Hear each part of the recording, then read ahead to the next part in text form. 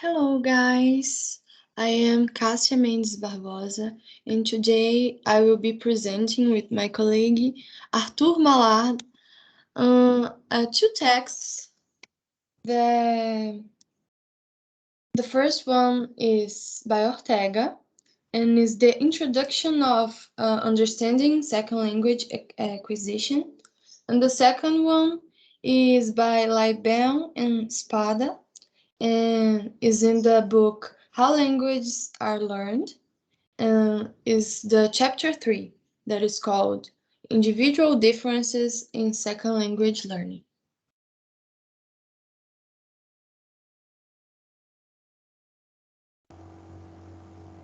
Okay, so the first thing we talk about is primarily from the Ortega book, and we'll be talking about mostly, firstly introducing the concepts behind what will be the meat of this seminar. Once we all were born, during our most formative periods of our lives, we learn our first language. And this first language is the one which we'll be learning for the first 4 years of our life. And in your case, was, I assume, of all of those listening to this, it was Portuguese. And these languages are first way of starting reflecting upon ourselves and upon the world, rationalizing our thinking. It can be sign language, it can be other languages, and it can be multiple languages. Actually, it's most of the world learned more than one language during these first 4 years of life, but this is our reality in Brazil, which is more uncommon and more unheard to learn more than one language during this period. After this period of life, we'll be learning our second language. This will be the language. This will be the language we'll learn after the first one, and it won't be defined more about by the same ways we learned as we were a kid, and more it will be more defined by our learning in other kinds of environments, like the school or like in leaving our house, walking around, talking to people who speak this language. This second language is what we'll be talking most about during this seminar. And then we'll be talking about the second language acquisition. This is the subject, the true theme of this seminar. This is second language acquisition, SLA, is the academic field towards the process of learning an L2, a second language. It is not defined by how many languages the person already knows. There is no third language, fourth language. It's second language, which is the language after the 4 periods of life, the 4 years of the start of your life. We'll be using in the seminar both acquisition and learning interchangeably. It will mean the same thing when we talk about acquiring something. We'll be talking about learning this something. When we talk about learning, you can read acquiring it out as well. So, first of all, talking about the understanding, second language acquisition, and its studies, and we'll be talking about some criticism of the academic field. First of all, we have, I've already hinted at it, but we have a bilingual bias in the real world, of the bilingual reality towards the real world, but we tend to not think of learning languages as that. Most of the people, a maior parte das pessoas mora em países com um legado de colonização, também pode morar em países com enclaves multiculturais extremamente fortes, com múltiplas línguas. And it is in those contexts that most people will grow up learning more than one language at the same time. But many second language acquisition studies will not consider this as a possibility. It will have more of a monolingual bias of the academics which write those studies. This is mostly because it is mostly the reality in middle-class Western countries without a history of colonization or with histories of massive oppression and otherization, that we grew up in places with really strong homogeneity in the number of languages we have contact with. This is why we grow up and we tend to think as bilingualism as learning more than one language, when this term is mostly used in academia to refer to people who learn two languages at birth, from birth, for this first period of life, and not learn two languages after that. Talking a little bit more about this learning process, you will need to understand the difference between naturalistic learning and instructed learning. And this naturalistic learning is about learning something from your day-to-day life, from interacting with people, in a non-organized and non-structured manner, mostly. And instructed learning is about learning inside your classrooms, inside college, and these two kinds of learning will mostly overlap. You will have a mixture of those. This essence of learning, just like I wrote. And then when talking about the context of acquiring language, we have to understand that there are contexts of learning foreign languages, learning inside the context of being a foreigner. And then we have second, this is just as a reflection of the pure second language learning without a particular reason behind it. One person learning here, for example, Mandarin, will not have without the intention of moving to China or any place or Taiwan, will be inside this context. And then we have the heritage contexts. This is a pretty big interplay, especially with migrants. It's about growing up or in areas or in households with a history of a language which was lost by the time you already arrived to the world. We're talking about parents recently moved in and still have a rich vocabulary in the particular second language, like like Italian parents coming to Brazil and still using Italian expressions with their children, which will absorb and integrate those expressions. And now, second language acquisition in the world. These questions, which I'll be reading and discussing a little bit, are ones which we all, as future teachers, must know the answer for, specifically teachers in second language acquisition. So when talking about parents who consider bilingualism, wonder what the ideal age for their children to start learning a foreign language is, and these are the kind of questions which we'll be developing during the seminar. And we're talking about debate for the minority children who need to be schooled in a different language, and they will have the kids of immigrants, and they will be better integrated in our schools and in our complementary teachings and dialogues within our own infrastructure of our own educational infrastructure. And then we'll talk about the free right of being an immigrant that doesn't learn the majority language. This is a manifestation mostly of freedom of expression, freedom of identity. A person has the freedom to choose how much engagement they will have with their own community. And this freedom can be manifested in a person that feels that they have already enough tools to interact with the world surrounding them, even if they don't speak the language of the majority in the region they live. Maybe a son's parents already know the language and they can serve as intermediary. Eles podem mediar a comunicação entre o pai e qualquer outra pessoa no grupo, na região. And then we'll have some questions like, is grammar the most important foundation in L2 acquisition? Is it better to approximate the new language through the natural language? Should we choose an approach based on the specific objectives of each L2 learner? These are all questions which I hope you will have an answer by the end of the seminar.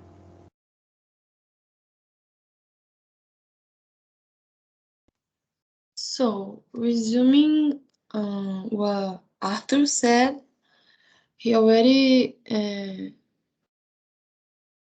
bring some of these terms. For example, SLA is the field, is the acronym we use to the discipline we are talking about. And L1 is the first language, and as you can see, first language 2, L1. So we have L2, acquisition, and is our second language.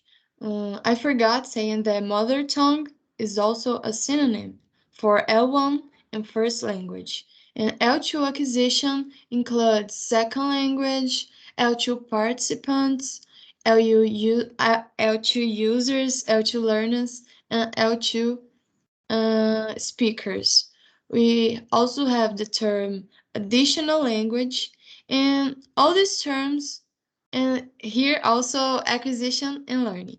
And all these terms is like guiding all this field that is called SALA.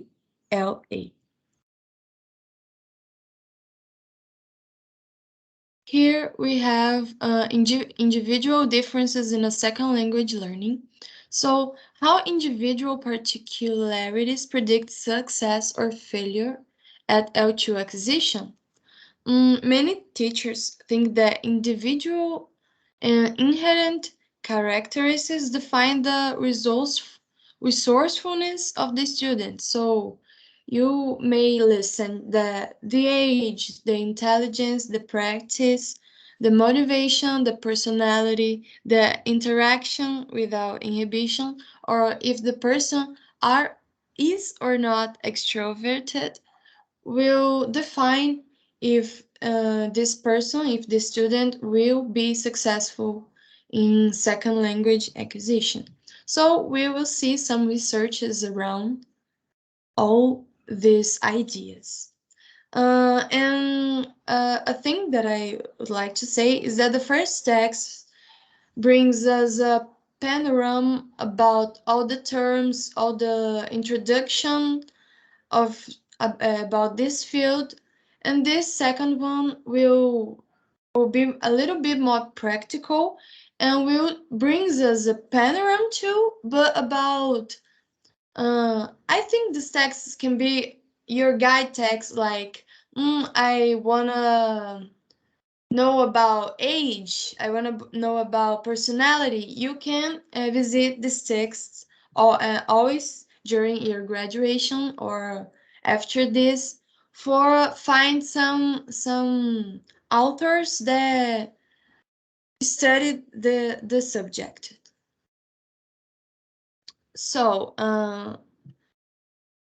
research in the learning aspect of second language acquisition is important for academics and teachers. Researchers can understand the process and teachers can provide a better experience to help the students to achieve their goal. Although understanding the relationship between individual characteristics, social situations, and success in language learning is challenging. Pay attention on this. It is challenging. So we will not always have the answers as professors, but we have to continue studying, continue looking for. We will always face new and not predicted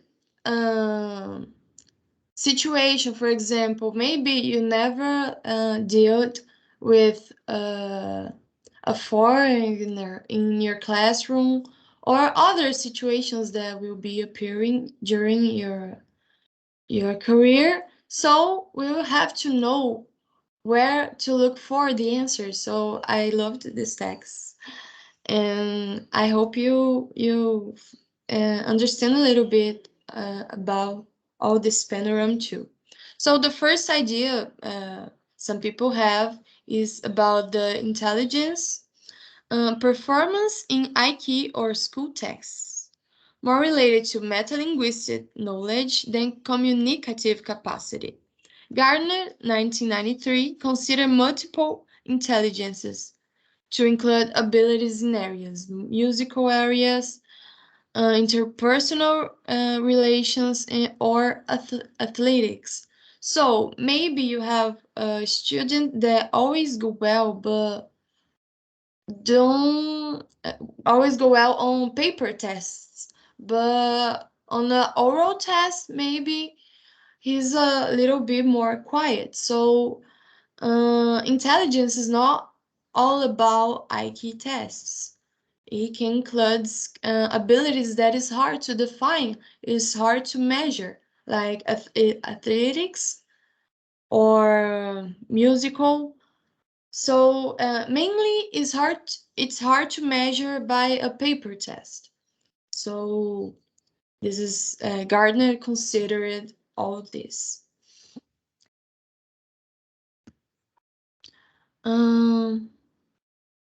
Language learning aptitude. What specific ability can predict success in language learning? John Carroll defined aptitude as the ability to learn quickly. So that's a definition by John Carroll. Nick Ellis and others have defended that working memory may be the most important component for L2 acquisition. So that's another idea, another study. And Peter Scahan, 1989, defends a mixture of abilities in different learners. So I think it combined with Gardner when the the author consider other species of other variants, other variants in this study. And Rosemary Allen and Scahan find results that supports that learners with greater aptitude can figure out the rules of language and consolidate the knowledge without the need to produce language.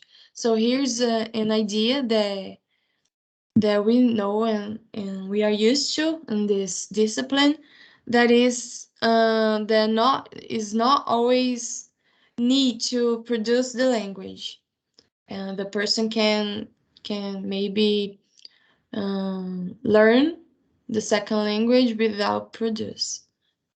So if you are interested in learning more about all the studies, we can simply go to this text and find the original. So that's a great point of this text. The author also talk about learning styles. So a natural, habitual, and preferred individual way to learn, based on Reid 1995. There can be visual learners, auditory learners, or kinesthetic learners. So maybe you have students that are better seeing what happens. Maybe there are other students that are better listening, or maybe there are students that are better writing. So we as professors need to understand these personalities, these individual characteristics, and learn how to deal with all these um, multiple individualities. And yeah, and the next is personality. Studies reveals that not always is the extroverted person that will be more successful on language learning.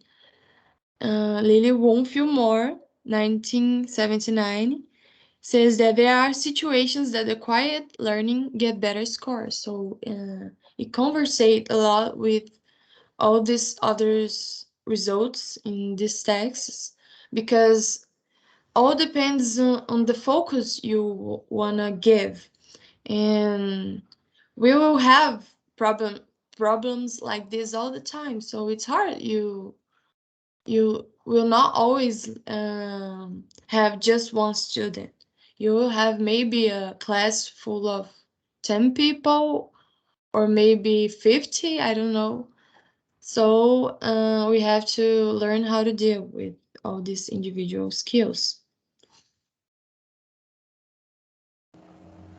Now then, talking about the motivations and attitudes of the learners towards their own learning, we need to talk, first I will talk about some mostly outdated, not really perspective towards this from Robert Gardner and Wallace Lambert at your left. And here we'll be talking more about the context of learning, and those two distinguish it between instrumental motivation and integrative motivation. This is a more sociological and oriented model, mostly because the distinction between instrumental and integrative comes more from the use and one has for the language they chose to study. So in instrumental motivation, it is mostly defined by language learning for immediate and practical goals of theirs. Between these and integrative motivation, integrative is more for cultural enrichment, and it's defined more about the contact the person learning has with the speakers of this language in particular. So this model and understanding of motivation is too static. So there was a particular criticism that I like to highlight from Norton, and I'll talk more about her in a bit, and that she saw the investment model as more conducive to the ways we adapt to new environments. Her criticism was focused more in immigrants and in power relations of different groups, and this investment model is reflective of the capture of the relationship of the language learner and their identity to the changing social world they inhabit. So this is a more interesting way of thinking about this idea. But the instrumental and integrative motivation is a distinction you can still draw, even though it is heavily criticized. Now, there is another distinction which is more prevalent, and it's about it's more process-oriented, and it's about the three phases of motivation. The first one being choice motivation, which is about getting started, making goals, and the second one being executive motivation, which is about the necessary tasks and steps to maintain the motivation. And the third one being the motivation retrospection, which is appraisal and reaction to their own performance. It's a self-reflection in some sorts of their developments as students and their learning to this point. So, talking more about inside the classrooms and how we as teachers will interact, I want to talk a little bit about motivation orientation of language learning. This orientation is more about what the teachers can do to enhance the motivation of their students. So we're talking about the teacher's discourse, what they talk about, what they learn. Making jokes, for example, making the subject being more palatable. This is about how good they are as talkers, as entertaining, how good they are entertaining their students. This stuff. And then we will be talking about participant structure. We'll be talking about are they doing the groups individually? Are they making pairs? Are they making groups? Can they lead the classroom? Can they go to the bathroom? Can they drink water? Or is it more restricted? Then we'll be talking about activity design. These activities designs are more in the sense of, is there a form of competition? Is the product of the activity something the students can feel? Is it product of what they've done? Like, is it a poem? Is it a writing? Is it an origami, some sorts? This is about the kinds of the activities we can make the students do that will enhance their motivation. And then there is the encouraging positive retrospective self-evaluation. This is about the student having by themselves realizing and understanding how far they've gone, what they've learned, and how they can use it. So now talking a little bit about inside the classrooms, it's really important to understand the conflicts of identity and ethnic groups affiliations. So now we're back at Norton Pierce, and this quote which I highlighted is mostly coming from, it's mostly coming from a longitudinal case study of immigrant women in Canada. And this is something she commented. The social situations in which they being the adult immigrants, were reluctant to speak were typically the ones in which there was a power imbalance. Then going a little bit towards Stohey, he classifies and says about how learners' identities impact on what they can do and how they can participate in classrooms. This was talking more about children, and what you can see from this quote is how what he talks about in this quote, how children know the context in which they live, and they will be isolated when under pressure from prejudice. They will react to this type of social forces. Then he also says that it's important we keep in mind that classrooms are organized to provide occasions upon which some children look more and some less able, and judgments are made which become social facts about individual children. By social facts, we are basically saying bigotry. It's not a one-to-one translation. Social fact is more sociologically used to mean different things, but this is what we are talking about the facts of individuals upon social contexts. So then we'll talk about a little bit about Japanese students. Those two quotes are from talking about it, and of English. And first of all, Greer. Japanese students with high levels of English language proficiency intentionally produce grammatical errors for fear that they might be seen as demeaning. Greer, when he talks about this, we have to understand that those students, even after reaching high levels of proficiency, would present themselves in a way to avoid conflict. This is the reason why they do that. Be it within their group as not wanting to distinguish between not wanting to feel distinguished from the Japanese people they know that don't speak English as well as them, so they will deliberately tone it down, or maybe in an outside group, in the sense of not wanting to be perceived as someone who is trying to lie to them or someone who's trying to manipulate them. It's about those anxieties. And then we'll talk about Yasuyo Tomita, and then we'll use what is Japanese students were more willing to communicate during activities that combine a focus on both form and meaning than in exclusively meaning-based activities. This is because by discussing form, they would establish themselves as learners and feel free to communicate. When putting students to reflect only on meaning, they would start hesitating.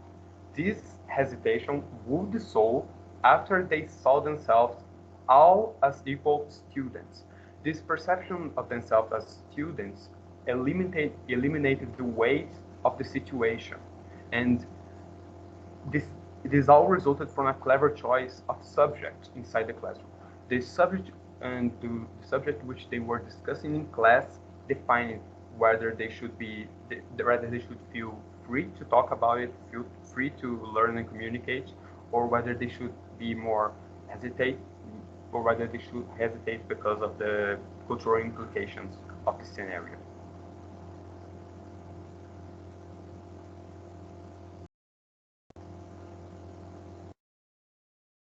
So now I will talk about a little bit about individual differences in classroom instruction. So the text give us a tip that is a study by Zoltan Dorny 2005 that proposes a number of ways for educators lead the student to learn based on individual skills and preferences. So we can have the details in the original. And now I will talk about the age in second language learning.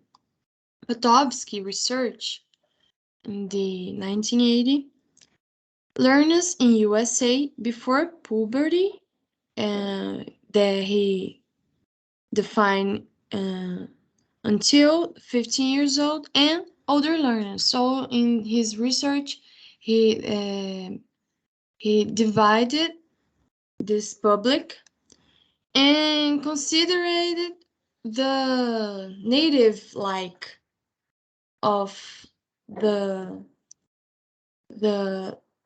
the person who participated the research, and he also considered the level of instruction and the learning situations. And the main question of this research is, will there be a difference between learners who began to learn English before puberty and those who began learning English later? His first results is that, yeah, there were a difference. But when he inserted all this level of instruction, learning situations, and other differences, he realized that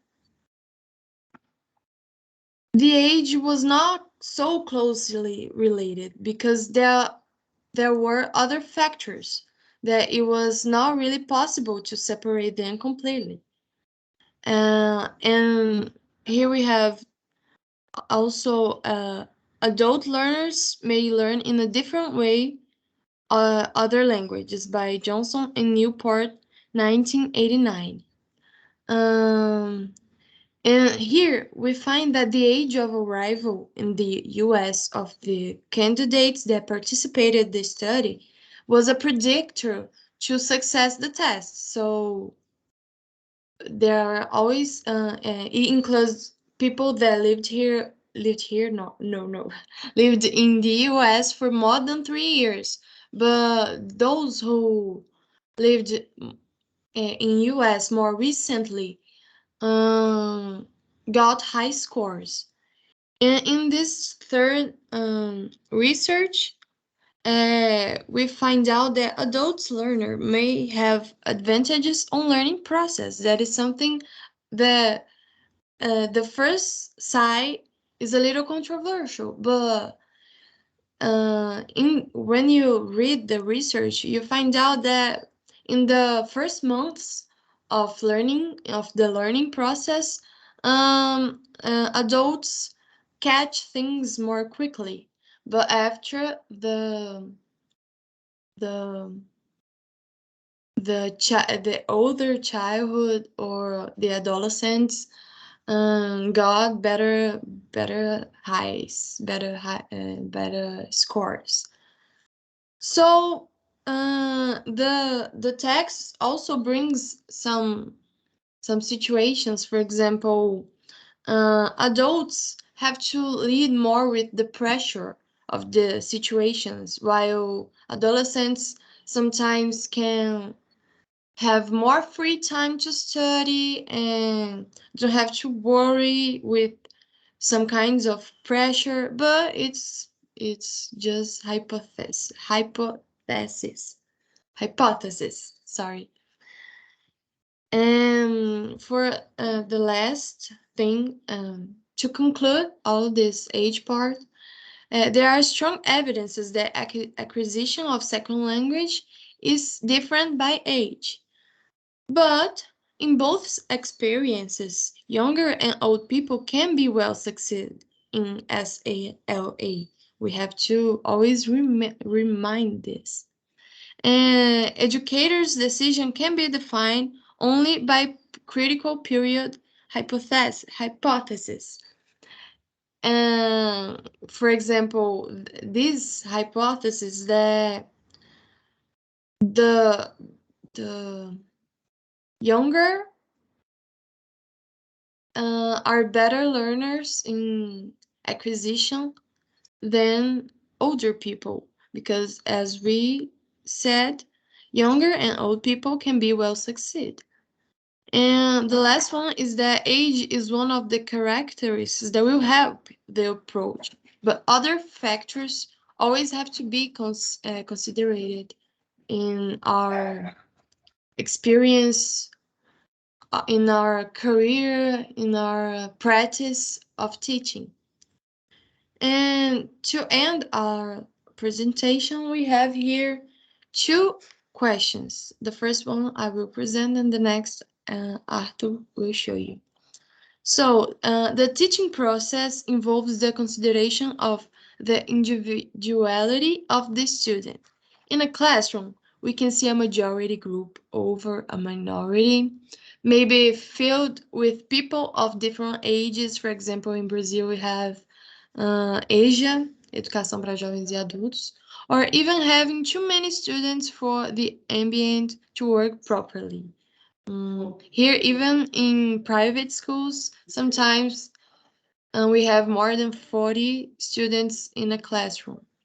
So as we saw, we need to reflect our position as English teachers, discuss how challenging circumstances can affect second language acquisition, and what is the professor role in face of unforeseen situations or unpredictable situations.